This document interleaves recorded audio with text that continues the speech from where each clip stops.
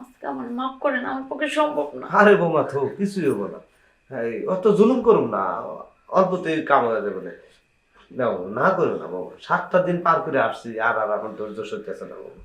নাও সে বলো, সে বলো বাবা, না করো না। ভালো করে আসো বাবা, বৌমা।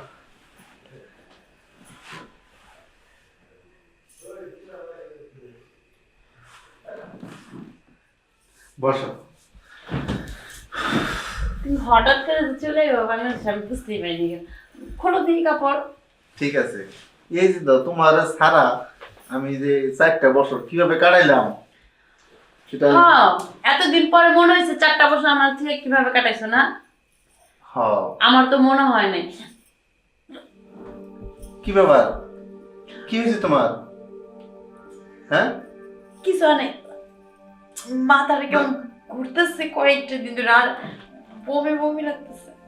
কি বলো এসব? মানে আমি বিদেশ থেকে গেছি 4 বছর যাবত, আর তোমার? আরে শোনো, অমন কিছু না, গ্যাস্ট্রিকের চাপ দিলে এরকম হয় মাঝে মাঝে।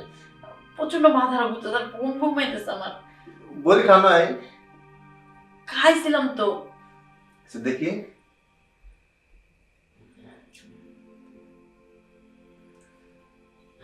এটা তো গ্যাস্ট্রিকের জন্য না।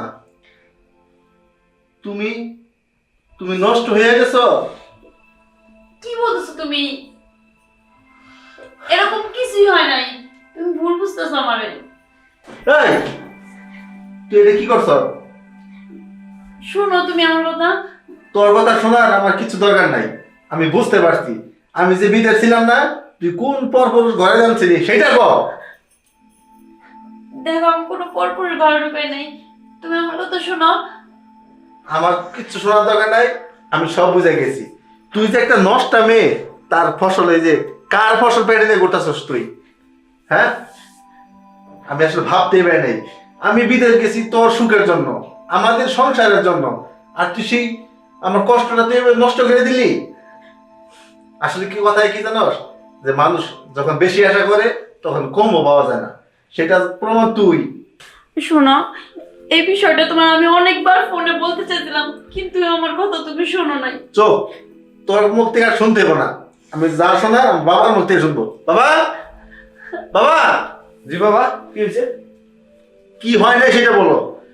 তুমি বাইরে ছিলে না? হ্যাঁ, তুমি বাড়িতে থাকতে কোন পরপুরুষ ঘরে আমার ঘরে ঢোকে সেটা তুমি খেয়াল করো না? আমার কসে বাবা, আমি কেমনে কি কমু? কি শোনো। সমস্যা হয়েছে? তোমার এই ছেলের বউয়ের বাচ্চা পেটে, হ্যাঁ, আর আমি আজকে 4 বছর ধরে বিদেশ আসছি, আইসা আমার এটা দেখতে হইব, আমি কখনো কল্পনা করতে পারিনি। তুই এটা কি কর বাবা? বোমা, তোমার তোমার পেটে? তুমি আমার টাকা দিয়ে আমার পয়সা দিয়ে এরকম একটা কাল লাগিনি পুষতেছ, দুশ্চরিত্রা মেয়ে পুষতেছ এই বাড়িতে। হ্যাঁ বোমা, এটা কি শুনতেছি?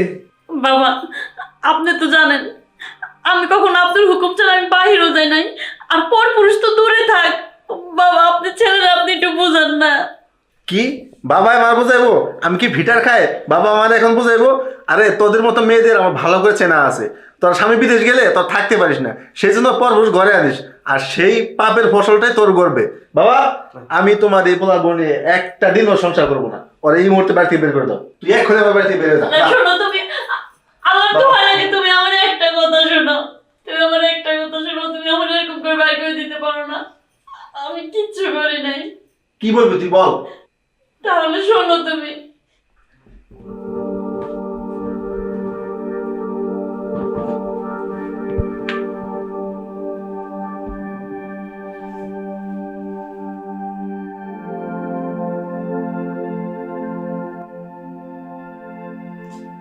বাবা, আপনি? হ্যাঁ, আইলাম বোমা। আপনি এই সময়? আমি তো এই সময় মতোই আসি, আমি সময় ছাড়া কি আসি তোমার কাছে কখনো? একটু ঘুম এসে পড়ছিল, শরীরটা অনেক খারাপ। আব্বা, মাথা প্রচন্ড ব্যথা আমার। খুব ব্যথা মাথা? জি। ইস, আরে বোমা, জি। আজকে তো আসলাম আবার। বাবা, আজকাল কিছু আমি করতে পারবো না, আমার শরীরটা অনেক অসুস্থ, রোজ রোজ এরকম করা আমার পক্ষে সম্ভব না। বৌমা আমি রোজ রোজ কই করলাম তোমার? এই শোনো, এই যে এই আজকে মাথা খারাপ, কালকে পেট বিষ, পরশুদিন শরীর খারাপ, এরকম করতে করতে তো আর 7টা দিন চলে গেল। তুমি তো জানোই যে 7 দিনে আমি একবার তোমার কাছে আসি। 7 দিনে একবার তোমার কাছে আমার থাকতেই হবে, নইলে তো আমার জীবন চলবো না। বৌমা নাও। না বাজান, আজকে আমার মাফ করেন, আমার পক্ষে সম্ভব না। আরে বৌমা তো কিছুই হবো না। অত জুলুম করুম না, অল্পতেই কাম হয়ে যাবে না। নাও, না করো না বাবা, 7টা দিন পার করে আসছি, আর আর আমার ধৈর্য সইতেছে না বাবা।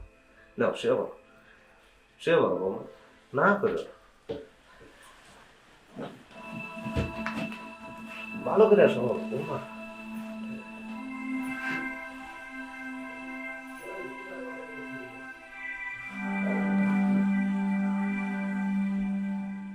তার মানে বাবা তুমি তুমি এমনটা করছো?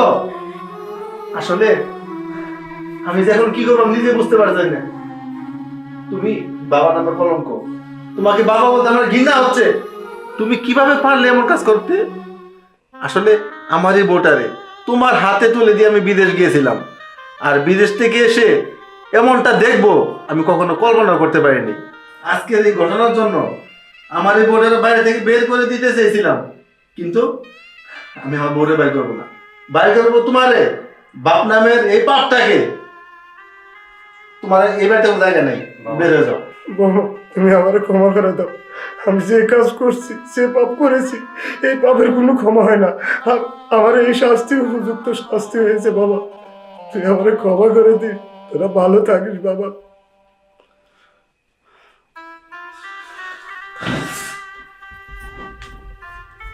তুমি আমার ক্ষমা করে দাও। দেখো, এরকম পরিস্থিতি হবে আমি কখনো ভাবি নাই। আমি তোমার অনেকবার বলার চেষ্টা করছি, কিন্তু তুমি কাজের দোহাই দিয়া সময় নাই বলে বলে ফোন রাইখে দিতা। দেখো, তুমি মন খারাপ করো না, কালকে তোমার নিয়ে ডাক্তারের কাছে যাবো, ঠিক আছে? আচ্ছা ঠিক আছে।